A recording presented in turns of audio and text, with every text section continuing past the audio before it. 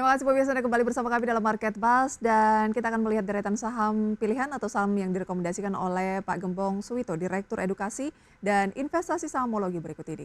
Di antaranya pemirsa ada saham BBCA direkomendasikan buy di area 9.650 hingga 9.700 dengan target price di 10.400, stop loss di 9.550. Data yang ditampilkan ini adalah stop loss pemirsa, berikut juga target price. Kemudian BBRI buy di area 4.100 sampai 4.150, targetnya di 4.500, stop loss di 4.000. BRPT buy di area 850 hingga 860, target price-nya di 1.000, stop loss di 820. Telkom buy di area 2.600 hingga 2.620, target price di 3.000, stop loss di 2.550.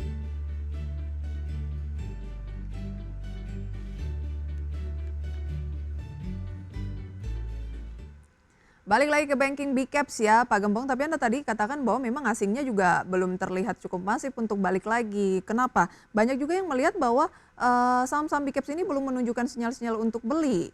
Anda kenapa begitu optimis dengan banking big caps? Ya, kalau kita bicara historical asing, ya saat ini memang terjadi capital outflow ke sisi Amerika. Kenapa? Karena Amerika sangat menarik. USD menguat, saham-saham di Amerika juga sudah menguat. Kenapa? Karena Trump terpilih, ya dia political protective, maka Make America Great Again akan terjadi. Perang dagang akan terjadi. Jadi sejauh ini capital outflow kita sudah maksimum menurut saya ya. Dan itu sudah tanda-tanda rebound, balik lagi itu sangat mungkin. Satu, kalau kita bicara fundamentalnya, dari sisi BCA sendiri, dengan kinerja sampai Oktober sudah profit sekitar 50 triliun, maka ya tahun depan, terutama di sisi annual report di Januari, Februari biasanya kinerjanya pasti biasanya di atas 10% kenaikannya, kenaikan dari sisi EPS-nya. Hal ini sentimen positif. Ya, itu yang pertama dari sisi BCA maupun dari sisi BRI. Baik, Anda Dividend merekomendasi. interim juga sudah ada mereka, jadi katalis-katalis positif itu yang menjadi penopang. Terus kalau kita bicara ini investor asing, itu kan masalahnya cuma satu, kurs rupiah. Kurs rupiah di level 16.200, mereka bawa ke Indonesia dalam bentuk dolar, begitu mereka masuk, otomatis dia akan memperhatikan selisih kurs. Tantangan terbesar di kita di situ, kurs. Ya, semoga di sini biasanya BI itu di level 16.200, 16.400 itu sudah melakukan intervensi. Syukur-syukur under 15.000. Itu harapan kita ya, supaya capital inflow terjadi. Kalaupun misalnya, ini kan sudah mulai capital outflow sejak September, Oktober, November, Desember, jadi 3 bulan. Harusnya ya pas saat melakukan rebalancing awal tahun kinerjanya juga akan cukup positif juga. Baik. BBCA current price 9.775. Jadi buy on weakness ya 9650 sampai 97. Ya, betul. Baik, tunggu dulu, bersabar dulu. Target price-nya ada di paling dekat 10.400. 10.400. Stop loss-nya di 9.550. Jika di bawah 9.550 ada peluang melanjutkan pelemahan dulu ya. Betul. Oke. BBRI buy di area 4.100 hingga 4.150 kata Pak Gembong. Ya, kalau kita bicara valuasi BBRI ini sudah under value banget. Under value Ya, banget. dari sejak 6.400 ya, range di situ area tertingginya sudah turun sekitar 30%. Dan ini anomali dan memang di antara big cap ya, bank BRI ini sangat-sangat terdampak dengan berbagai macam isu sentimen negatif di tahun 2024, terutama di kalangan UMKM, daya beli, terus UMKM, NPL, pinjol, dan lain semua itu identik dengan relevansi terkait dengan BRI. Itu satu. Itu yang membuat ya capital outflow di BRI cukup tajam. Dan saat ini kalau kita bicara valuasi berbagai macam model, BRI harusnya di level 5.000-5.200. Jadi ini sangat undervalue. Secara kinerja, BRI juga akan mencatatkan kinerja positif walaupun tipis, ya, single digit dari sisi EPS, kenaikan profitability-nya, tapi di 60 triliun. Jadi kalau misalnya ya sekarang September sampai Desember itu silahkan outflow. Nah, hari ini dan kemarin itu sudah mulai ada tanda-tanda inflow. Nah, ini hari ini kumdet dari BRI sebesar 130 5 untuk dividen interim.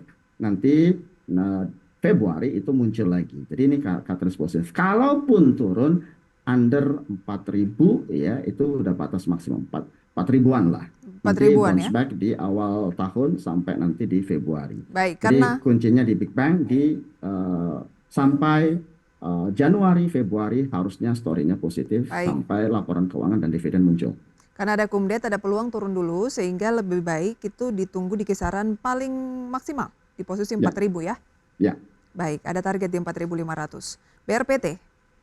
BRPT, ketika BRPT ini kan, nah ini salah satu penopang grup ya, dan cukup kalau kita bicara 2024 aglomerasi dari sisi Prajogo Pangestu ya, brand BRPT, TPIA, Cuan, PTRO gitu.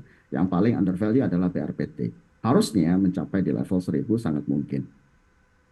Berarti karena masih under value sehingga Anda melihat peluang kenaikan lebih terbuka lebar atau lebih besar di BRPT ya. Yang lain kan naiknya Yes, sudah cukup maksimal gitu atau sudah cukup betul. signifikan.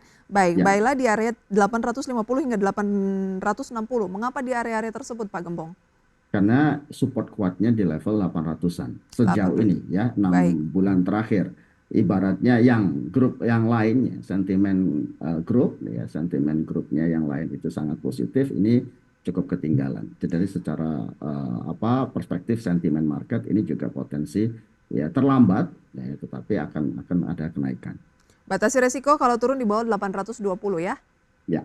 Baik, selanjutnya ada Telkom baik di area 2.600 hingga 2.620. Mengapa Telkom masuk dalam rekomendasi Anda? Ya, undervalue banget di sisi Telkom, karena kalau kita bicara ya blue chip tahun ini ya itu lemes alias ambiar gitu. Jadi fondasi-fondasi blue chip kayak misalnya Big Cap, terus Astra, Telkom semuanya tahun ini underperform. Walaupun secara fundamental bagus, underperform, outflow yang terjadi, capital outflow ya. Di level 2.500 kemarin support kuatnya tidak tertembus, sekarang sudah technical rebound dan harusnya dari sisi valuasi ini cukup atraktif. Rata-rata di level 3.500, sekarang 2.600, jadi upside-nya cukup kuat, minimal di level 3.000 Apa yang di bulan menjadi Januari. faktor pendorong Pak Gembong? Dari segi teknikal Anda sudah sampaikan memang under value. Tapi kalau dari segi fundamental bagaimana? Apalagi di tengah ada kabar ya XCL yang akhirnya berkolaborasi dengan Smartfren. Betul. Jadi kalau di sisi bicara telekomunikasi, ya sektor telekomunikasi, ya Telkom salah satu fundamental yang paling kuat. Ya. Masalahnya cuma satu, blue chip kita itu ya baik secara fundamental bagus, tetapi capital outflow itu jadi masalah. Baik, Nah, capital outflow ini yang sejauh ini itu sudah mulai reda. Masa sih dijual terus? Sudah 3 bulan, 4 bulan baik. melakukan penjualan gitu kan? Nah, jadi ini secara kalender ya biasanya mereka oke, awal tahun pasti akan melakukan rebalancing. Biasanya awal tahun Januari, Februari itu cukup atraktif untuk masuk di market. Kenapa? Karena di yang lain, sektor yang lain, terutama di sisi Amerika dan lain itu udah overvalue, udah sangat tinggi. Gitu. Nah, disinilah momentum. Masalah cuman satu, kurs rupiah kita. Kalau itu di under 16.000, ini atraktif untuk masuk di sisi blue chip. Maka Januari, Februari menurut kita itu sangat positif. Ya. Kalau kursnya di 16.000, under 16.000, BI intervensi. Nah, disitulah momentum ini untuk technical rebound di semua blue chip. Baik, itu dia ya rekomendasi saham-sahamnya ada BBCA, BBRI, BRPT dan juga ada Telkom. Kita lihat pembukaan perdagangan pemirsa di hari terakhir perdagangan jelang libur Natal. Ada pergerakan dari indeks harga saham gabungan tentunya yang melemah tipis 0,04% pasca kemarin mengalami penguatan yang cukup tinggi kemarin ya.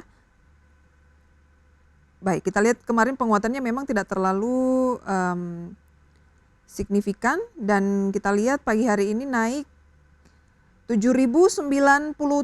Tadi sempat merah, masih bergerak liar antara merah dan juga hijau pemirsa dengan saham-saham yang menjadi top gainers dapat Anda saksikan selengkapnya di layar televisi.